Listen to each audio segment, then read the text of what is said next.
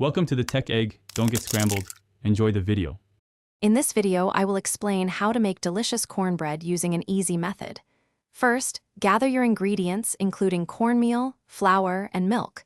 Preheat your oven to 400 degrees Fahrenheit. Next, prepare your baking pan, perhaps an 8 by 8 inch square, by greasing it lightly. This ensures your cornbread won't stick. Now, let's combine the dry ingredients. In a large bowl, whisk together 1 cup of yellow cornmeal and 1/2 cup of all-purpose flour. Then, add 2 tablespoons of granulated sugar and 1 tablespoon of baking powder. A 1/2 teaspoon of salt will enhance the flavors.